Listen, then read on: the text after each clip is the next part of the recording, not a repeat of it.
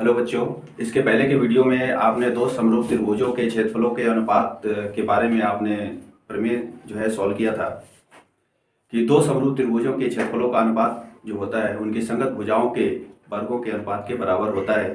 जैसे मान लीजिए दिया हुआ है एक ट्रायंगल इस प्रकार से दिया हुआ है ABC, दूसरा ट्रायंगल मान लीजिए DE और F दिया हुआ है और दोनों सिमिलर ट्रायंगल है, दोनों समरूप है।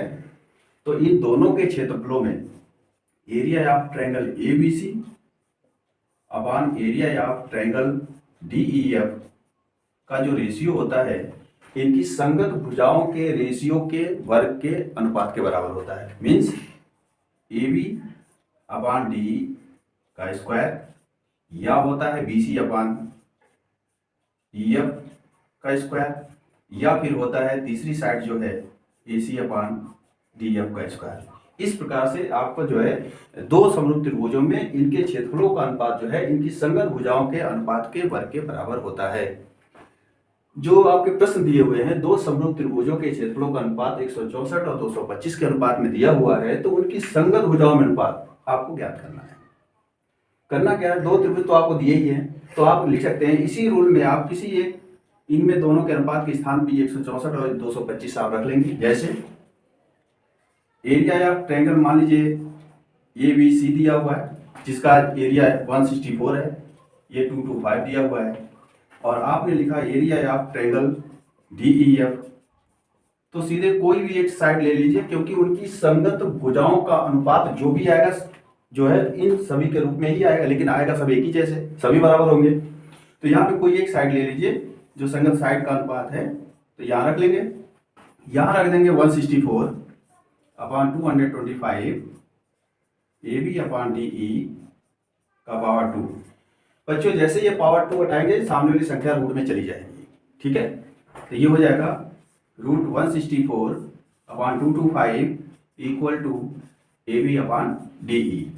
और 164 को आप स्क्वायर के रूप में निकालेंगे, फैक्टराइज कर लीजिए, ठीक है। तो 164 का फैक्टराइज जब आप करेंगे तो मिल जाएगा 2 से 8 टाइम, 2 से 2 टाइम, 2 से 4 टाइम, 1 टाइम, और अब आगे करना नहीं है।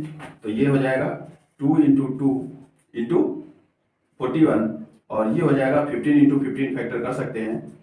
और स्क्वायर रूट में दो दो नंबरों का ये स्क्वायर रूट निकालेंगे तो ये मिलेगा हमें कि 2 रूट 41 अपॉन 15, ये मिल जाएगा AB अपॉन DE।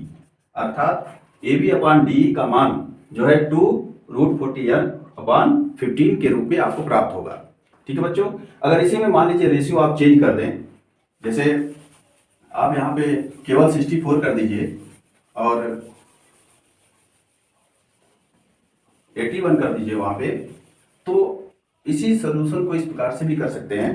मान लीजिए यहाँ पे 64 आपने कर दिया और यहाँ पे आपने ले लिया 81, तो वैसे ही सेम सोल्यूशन आपको करना है क्योंकि ट्रायंगल ABC समरूप त्रिभुज DEF दिया हुआ है ये।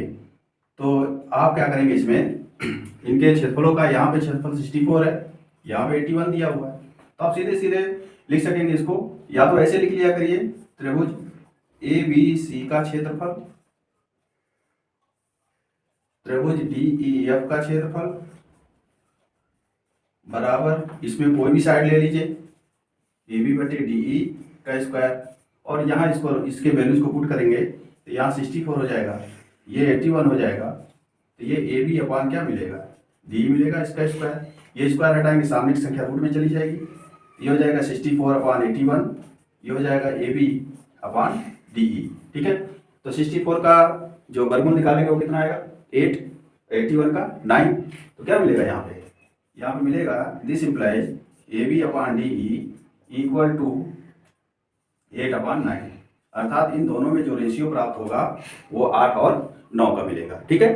इसी प्रकार के क्वेश्चन बदल के भी पूछे जा सकते हैं। किसी भी दो समरूप त्रिभुजों की जो साइड का रेशियो है वो इस प्रकार से देके ये आपसे रिजल्ट पूछ सकता है, ऐसे भी प्रश्न हो सकते हैं। तो इसलिए आप सबसे पहले ये ध्यान रखिएगा कि अगर कोई भी क्वेश्चन आता है उनमें क्षेत्रफलों का अनुपात दिया है तो संगत भुजाओं का भी अनुपात होगा, या इसके साथ साथ ये भी पूछा जा सकता है कि जैसे ABC कोई ट्रायंगल दिया हुआ है और इसके सिमिलर ट्रायंगल PQR दिया हुआ है, ठीक है। और आपसे यहाँ पे परपेंडिकुलर लाइन यानी शीर्ष लंब यदि दिया हुआ है यहाँ पे मान लीजिए, ठीक है। तो इसमें यदि मान लीजिए AB अपान PQ का रेशियो दिया हुआ है, मान लीजिए 3 और 4 दिया हुआ है, AB अपान PQ 3/4 के रेशियो में दिया हुआ है, और आपसे AD और PS का रेशियो फाइंड आउट करने के लिए पूछ लिया। AD अपान PS जो है आप निकालिए, तो क्या करेंगे बच्चों, ये भी दोनों सिमिलर ट्रायंगल होंगे, ABD और PQS भी क्या होंगे, सिमिलर ट्रायंगल होंगे। तो इस कंडीशन में आप क्या करेंगे, इस कंडीशन में आप जब सिमिलर दिखाएंगे तो आपको पता है कि दो समरूप त्रिभुजों के क्षेत्रफलों का जो अनुपात है वो आपस में क्या होता है, बराबर होता है। तो जैसे ही आप ये ट्रायंगल ABD और दूसरा ट्रायंगल आप जब लेंगे PQS, तो ये दोनों सिमिलर हो जाएंगे, ठीक है। सिमिलर होंगे तो ये हो जाएगा ABD सिमिलर ट्रायंगल PQS, और सिमिलर ट्रायंगल में इनके भुजाओं का रेशियो क्या होगा, समान होगा। तो ये मिलेगा AB upon PQ equal to AD upon PS equal to BD upon QS।